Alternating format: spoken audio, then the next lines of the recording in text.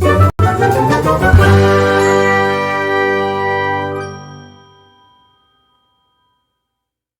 friends, welcome back to my channel. In today's video, we're going to be doing May's wrap up. I read 12 books in May, and these are the ones that I own, so I figured we should go through and talk about the ones that I own physically first. Then we'll talk about my digital books that I read, and end by going over my bingo board from hell. So let's start here at my physical collection. I did a reread of the first trilogy of The Hunger Games. I have yet to read anything going into this new trilogy that's coming out that's like interconnected, so it's like 6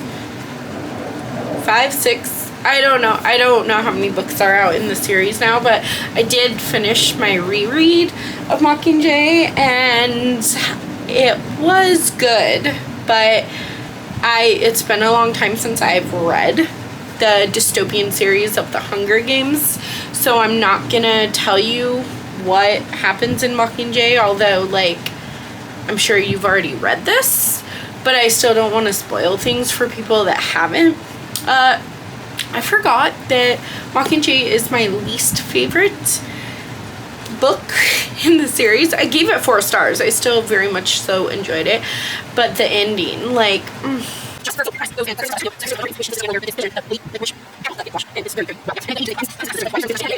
I did end up reading that.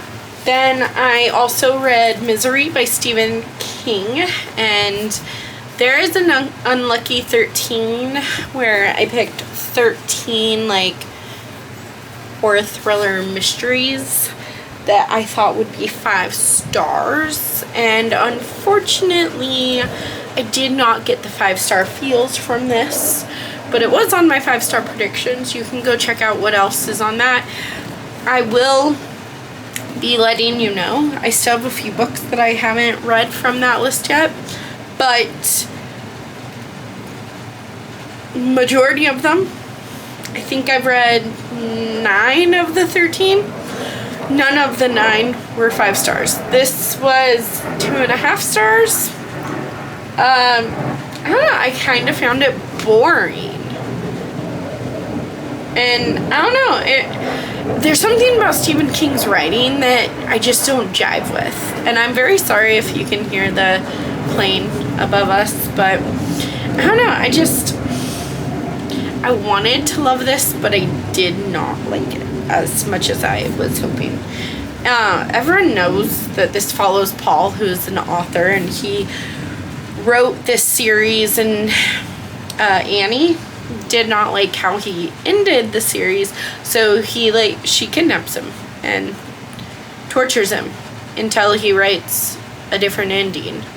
Then I also read Priest by Sierra Simone. This is a dark romance. Honestly, after reading it, I would consider this more erotica. I don't think it's... Here's the thing. Erotica is dark romance, but I feel like they're 2 different ends of the spectrum.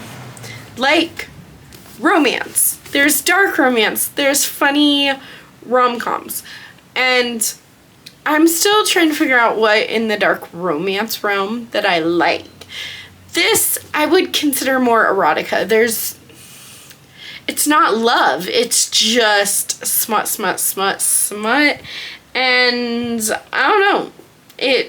This one didn't work for me. I wanted it to, but I didn't. I think I gave it 2 stars. So the writing was fine. I just didn't really get to know the characters other than in the bedroom. And I didn't really...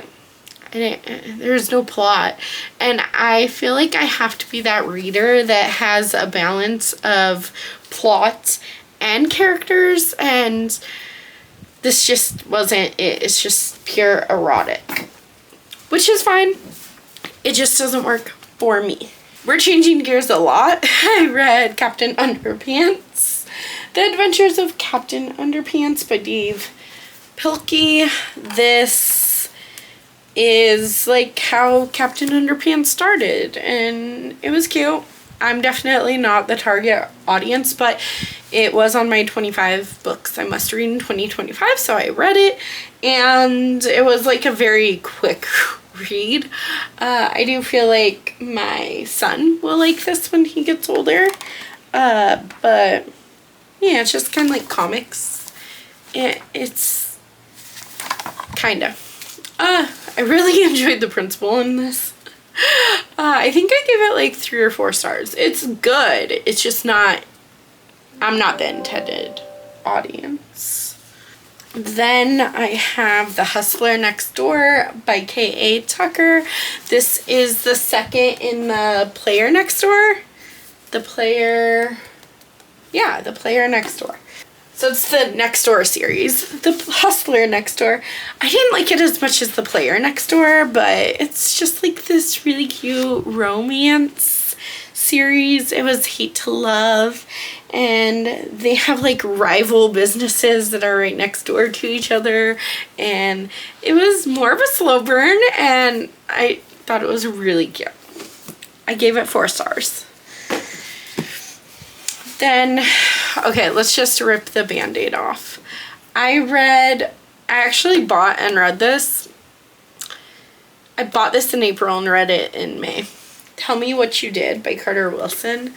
I did not like this. It has so much potential because it's about Poe, who hosts this podcast, and people call into her and confess their crimes.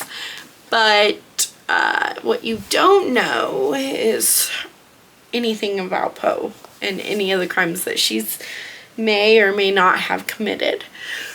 And she's thick. I was bored. And I didn't really care about the person that was blackmailing her or what she had claimed she had done, because, I don't know, I didn't buy it. I didn't really have buy-in with this book, and I just felt very disconnected from it. So that was only a 2-star. But my favorite book of the entire month, which was actually the first book I read, I finished it on May 1st, was The Godparent Trap by Rachel Van Dyken. Oh my gosh. If you have any books that are similar to this, like, let me know in the comments, because this full-heartedly stole my heart. This had me sobbing, but also laughing and just loving every second of my life. If this is not on my favorite books of the year, at the end of the year, then we have issues. So this follows Kobe and Rip. And they are, let me try that again. Rip was the sister. Rip's best friend is dating his sister, and Rip and Kobe don't like each other. They hate each other. Although it feels like light hate. Like, it doesn't feel like enemies, like real actual hate. It just feels like misunderstood kind of hate, and they just don't like each other because they're polar opposites. Where Rip is organized and always has a plan, and you need to stick to the schedule, and Kobe is more live life just to the fullest. She likes to travel. She likes to not have a plan. She likes to just go and see and do things without, much prior knowledge. And they're completely opposite in that direction. But when his sister and his best friend die in a car accident, that is also her best friend. His sister was her best friend. So when they die, these two that are complete opposites and don't really like each other, get these two children that neither of them really thought they would be parents, at least not anytime soon, if ever. They're fine being auntie and uncle to their, because Rip is really Uncle Rip to the kids. Kobe is just their best friend, and they have that auntie thing.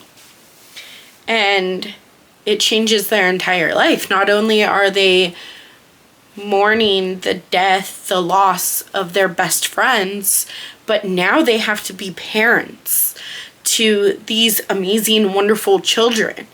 And through the loss of their sister, their best friends, everything like that, they maybe start to realize that they don't hate each other as much, and that they actually couldn't live this life without the other person. And it's so heartbreakingly wonderful. And I sobbed and I laughed, and oh my god, I can't believe it was on my TBR for so long without reading it. But this was by far the winner of the month of May. And the rest are digital books. Most of them were audiobooks, I'm not even gonna lie to you. There's The Torment of Rachel Ames. I was really, really bored with this for the first, half. It's only 170 pages. I think the audiobook was 3 hours. I was really bored because you follow Rachel, who is a writer, and she has writer's block, so she goes to this cabin, and then creepy things happen. The ending made this book amazing, though. So I was very confused reading parts of it, but I ended up giving it 4 stars. Then For the Love of Friends by Sarah Goodman Coffano. I didn't really enjoy this one. It was this lady is in 4 weddings over the summer, and she has to go travel and do them, and she's supposed to find herself through these weddings, and there might be a love story in it, but it was very woman's fiction, and I don't even think I finished the last 50 pages, but I have no desire to either, so I think I gave that 2 stars. Then we have Cross the Line by Simone Sultani. This one was so cute. So I only gave it 4 stars, not 5, but it was so good.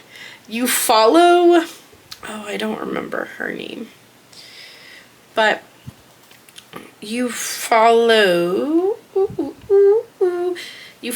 Dev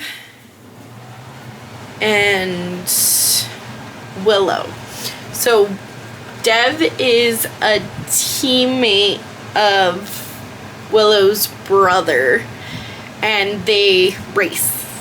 They're racers at Formula One Racing. I guess that's the name of the company. And there is quite a bit about the racing and the company, and he ends up hiring Willow to be his social media person in charge of social media for him, because there was a scandal about his last social media manager that came out, and now he has a bad image. But he hires her, and he's very reluctant to do that because he's always kind of had a crush on her, but she's always been his best friend's little sister, so of course he's not gonna go there. And Willow has always had a crush on Dev because, that's her brother's best friend, but he's older than her, and she's he just sees me as that little kid. And in reality, they both kind of already liked each other, and this is just their love story where they're both very reluctant to even get close or anything because they don't want to hurt her brother and his best friend. And I don't know, I've been really enjoying brother's best friend trope. It's a trope that I can't get enough of. So if you have any other recommendations, let me know. Then the last two books, there's Creep by Jennifer Hillier. I was really thinking it was like a stalker type of situation, but it was more like a serial killer type of situation, and it was fine, but it wasn't what I was wanting. I was wanting a good stalker story. So I ended up giving it 3 stars. Like, it was well written, it was good, but it was very chunky, and it was kind of boring at parts. Sorry. And the last one is The Infinity Between Us by N.S. Perkins. This, I ended up giving it 4 stars, and it was enjoyable. It kind of reminded me of a better version of People We Meet on Vacation. I think The Infinity Between Us is better, although it doesn't have the like bookish part of it. It just has like this longing for your person, this romance that was like 10 years in the making, and it's about their summers together and then how they're apart and then they come back together and how they've always really been in love with each other. It was fun. I gave it 4 stars. Let's go to Bookish Bingo from Hell. So we're gonna go through all of these. Number 1 is to read 85% of the books that I haul this year. I've actually done really, really good on not hauling very many books. I know, who is she? So I've hauled 38 books, but I've read 16 of them. I'm sorry. I read 16 of them. So, let's see, 16 divided by 38 times 100. Okay, so I've read 42 point something %, and I'm supposed to read 85%. So that means that I need to start reading. Here's the thing, I've done really good at not buying books. I've been doing I've been more conscious of the books that I'm buying, and I'm very excited about that. Get my Kindle books to under 100. Here's the thing, I was at 98 last time we updated this, and then there have been 2 Stuff Your Kindle days, and Alita went back and she went down a rabbit hole of buy, because on Stuff Your Kindle days they're free. So I am ashamed to say I bought 2 more like pages. I think each page has 10 books. I bought 20 more books on Stuff Your Kindle days. So now I'm back up to, I was at 98, I'm at 118. Okay, we're just gonna rip the band-aid off. The next one is get NetGalley to 80% or higher. I haven't done a single NetGalley thing, so I'm still at 32%. I'm starting to think that one's not gonna change at all this year. Post 52 YouTube videos. I think that I'm about 25, so I'm doing pretty good. It should be about halfway. That makes sense. We're just not doing the Post to Insta daily because I lost that way back in January. Here's the thing, I became a mother in October, and my kids and my everything's more important, you know, and so trivial things like posting to Instagram daily just seems very trivial. I'm not gonna put another post there, or another prompt there, because at this point I'm not gonna do it, and I'm not gonna set myself up for failure. So we're only gonna have 8 goals going forward. Do at least 6 reading vlogs. I think I have 3. So I'm halfway there. I will go check and double check, but I'm pretty sure I have 3. So I'm halfway. Read 10 out of comfort zone books. Okay, I recently posted this That's Not Normal video, which is this reading challenge that Danny from Danny Dabbles announced back in January. I did not jump on the bandwagon until June, until the end of May. So I'm giving myself 1 year to read 12 like out of comfort zone books, and that's not normal. And I wanted to read 10 out of comfort zone books in this year. Okay, let's start over. There's Priest, Captain Underpants, Where's Molly, Cry Wolf, Brutal Prince, His. So I have read 6 of the 10 out of comfort zone books, and I'm also doing this new challenge where I try to read more out of comfort zone books, and I'll link that TBR video right there. Get physical TBR under 50. I have not counted them recently, but I can almost guarantee that I'm nowhere near 50. I'm still probably sitting at like 90, but let me go count real quick. I still have 87 unread books, which I guess is going down. Is it going down fast enough, though? That is my concern. My concern is that I'm not reading them fast enough. Even though I'm not buying as many books, I still have 87 unread books on my TBR. That's actually really good. I know I should be sad that it's 87 and not closer to 50, but I still have the second half of this year to do that, to get it down under 50. Then read all 25 books that I'm supposed to read in 2025. So I'm supposed to read all 25 in 2025. 25 in 2025. 25 and 25. Let's see. I want to say I've read 8 of them. So that would, if mathematics are right, that would be 17. But I know that a couple of them had like the entire series as one. And so I'm probably somewhere around, I still need to read 20 of those. So that should be a priority for me too. Thank you so much for hanging out with me. I hope you enjoyed this video. Don't forget to smash that like button and subscribe to my channel if you're new around here. I'll see you in the next video.